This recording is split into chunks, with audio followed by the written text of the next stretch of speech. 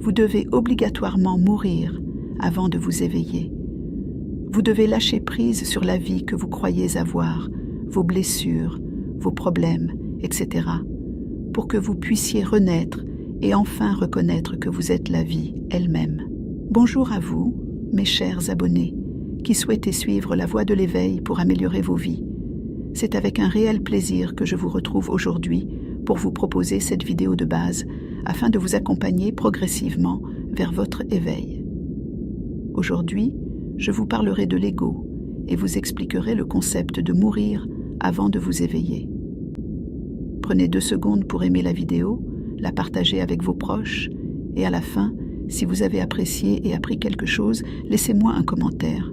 Je répondrai à tous les commentaires sur cette vidéo. Ceci dit, commençons. J'apprécie vraiment ce sujet, car c'est de loin l'expérience spirituelle la plus transformative une fois que vous commencez ce voyage de tuer votre identité, puis de renaître. Si vous êtes actuellement en voyage, j'espère que cette vidéo vous donnera une certaine clarté sur ce qui se passe exactement tout au long de ce processus et sur ce que vous pouvez ressentir une fois que vous avez atteint la phase de renaissance. Dès notre naissance, le conte de notre vie commence à s'écrire.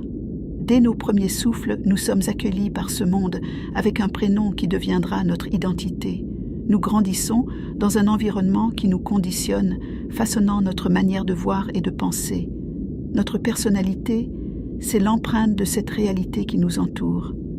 Elle se révèle dans la façon dont nous exprimons nos émotions, nos rêves et nos convictions.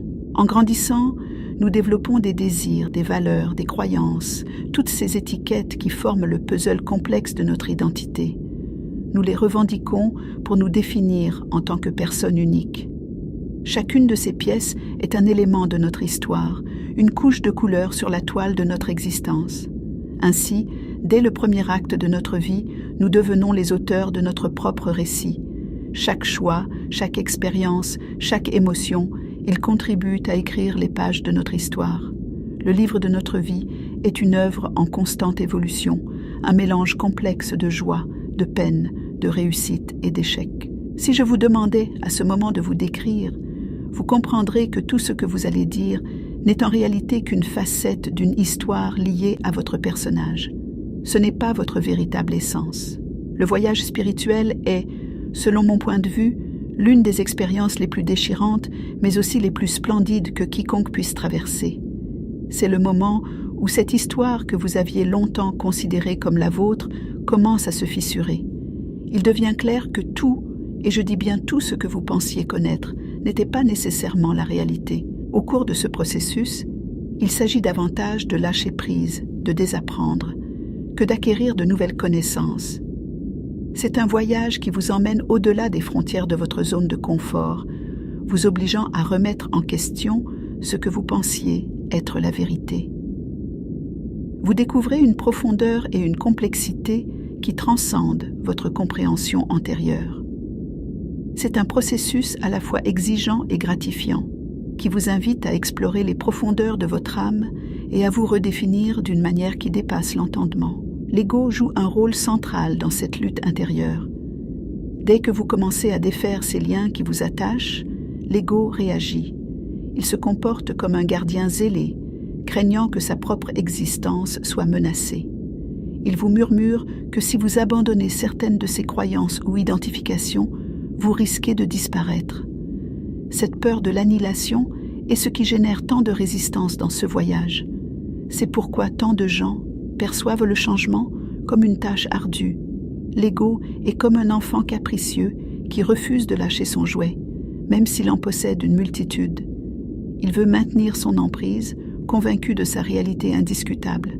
Mais ici, dans ce voyage de transformation, vous commencez à voir au-delà de ces illusions que l'ego a tissées. Il souhaite devenir ce que tu es vraiment. Il aspire à devenir un être authentique. Cependant, lorsque tu examines ce qu'est réellement l'ego, tu réalises que le concept même de l'ego n'est pas fondamentalement réel, car il n'y a pas de véritable penseur. Il n'y a personne ici pour revendiquer la propriété des pensées. Les pensées se produisent tout simplement, émergent de manière spontanée, et c'est notre attachement à ces pensées qui crée l'illusion que ces pensées sont toi et que tu les génères consciemment.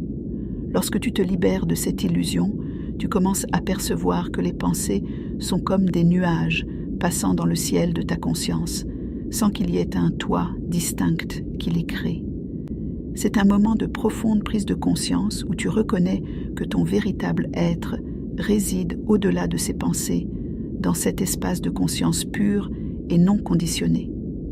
Ce processus peut conduire à une expérience de réalisation de soi, où tu te détaches de l'identification à l'ego, embrassant plutôt ta véritable nature, qui est bien plus vaste et illimitée que les pensées éphémères qui traversent ton esprit.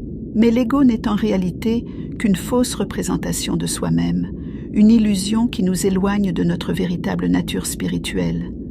Lorsque les gens disent « tuez votre ego », il ne s'agit pas de le détruire littéralement pour qu'il cesse d'exister. Il n'est pas possible de supprimer complètement votre ego. L'idée est plutôt de cesser de vous identifier à lui pour qu'il ne puisse plus exercer de contrôle sur vous. Ensuite, progressivement, l'ego se calmera, se rendra compte qu'il n'est plus au commandement, et vous pourrez alors entrer en harmonie avec lui. Cela vous permettra de vous rapprocher de votre véritable nature spirituelle et de vivre en accord avec elle. Mourir avant de s'éveiller est d'une importance capitale, en particulier si vous avez beaucoup souffert dans la vie ou si vous souffrez actuellement. Parce que, au cours de ce processus, vous commencez vraiment à voir la réalité telle qu'elle est. Posez-vous cette question maintenant, sans pensée, sans étiquetage ni jugement. Qu'est-ce qui reste? Que reste-t-il sans essayer de façonner ce moment selon vos attentes? Que subsiste-t-il? Et vous ne pouvez réellement expérimenter ce dont je parle avec les mots. Aucune parole ni réponse n'exprime la vérité. Il vous suffit de regarder autour de vous, d'être ici. Ce qui perdure, c'est ce qui est. C'est tout simplement cela. Lorsque vous laissez aller des émotions telles que la peur, l'anxiété ou même la dépression, il est crucial de prendre conscience que ces sentiments ne sont que des créations de l'esprit, des récits inventés. Ils ne reflètent pas nécessairement la réalité. Prenons, par exemple, la peur, qui souvent se cache derrière d'autres émotions. Quand la peur surgit, vous ressentez une tension dans la poitrine. Votre esprit se met à tisser des scénarios apocalyptiques et vous voilà piégé dans une illusion mentale. Vous agissez comme si ces scénarios imaginaires étaient réels, alors qu'en réalité, ils ne se concrétisent que rarement. Lorsque vous examinez de plus près ces émotions et les histoires qu'elles génèrent, vous réalisez qu'elles sont souvent basées sur des suppositions infondées. Vous vous rendez compte que la plupart des choses auxquelles vous avez tant craint n'ont jamais eu lieu, ou du moins pas de la manière dont votre esprit les avait prédites. La conscience de cette réalité est une première étape pour transcender ces histoires de l'esprit et retrouver votre équilibre émotionnel. Comment se fait-il que j'adore faire du parachute, sauter d'un avion à des milliers de mètres d'altitude avec un grand sourire, tandis que toi, rien que l'idée d'y penser provoque une montée d'anxiété? Tu peux ressentir des sueurs froides, le cœur battant la chamade, et même le simple visionnage de vidéos de sauts en parachute t'effraie.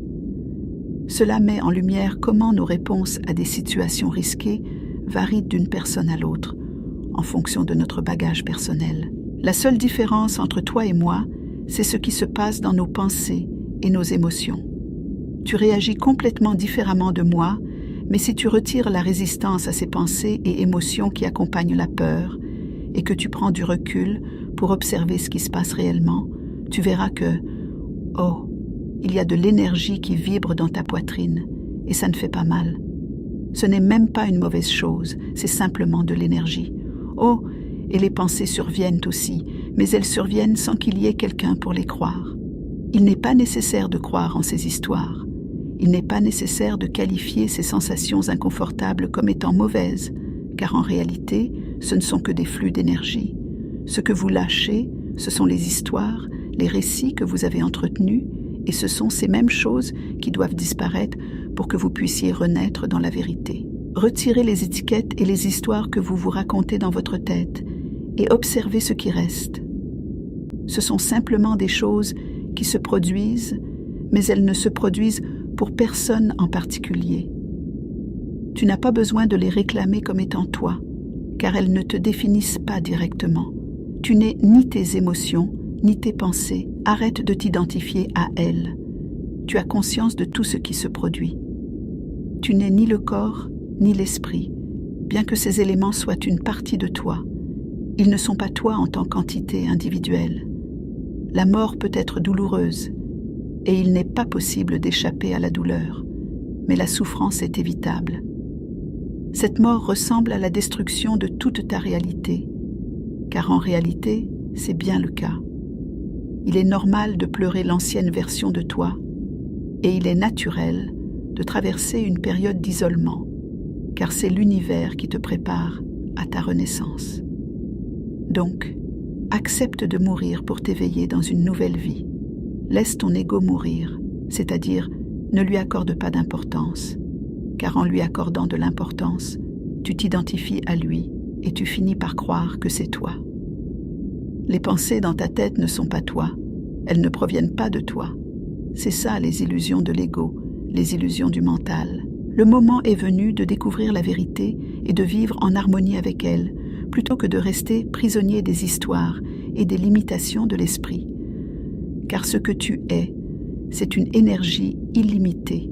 Tu es tout et tout est toi. Collectivement, nous sommes tous une seule et unique conscience divine. Il n'y a pas de séparation, c'est une autre illusion. Ce que tu es, c'est la vie elle-même. Tu n'as pas une vie, tu es la vie. Sans toi, il n'y aurait pas d'expérience, pas de personnage humain, pas de nature. Tout existe en toi, ce n'est pas l'inverse.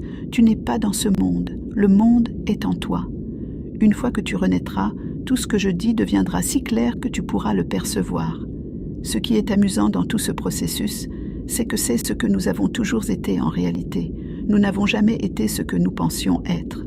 Alors, demande-toi, qu'est-ce que j'étais avant que le monde commence ? Je suis consciente que cette vidéo peut être difficile à comprendre. Réécoutez-la une deuxième fois avec votre cœur et ignorez ce que votre mental va vous dire pour qu'il se taise, car il n'est pas vous. Votre éveil passe par la compréhension de ce concept. Ceci marque la fin de cette vidéo. N'oubliez pas de vous abonner, de laisser un j'aime ou un commentaire. Dans la description, vous trouverez les cours que je propose pour vous aider dans ce voyage. Paix et bénédiction.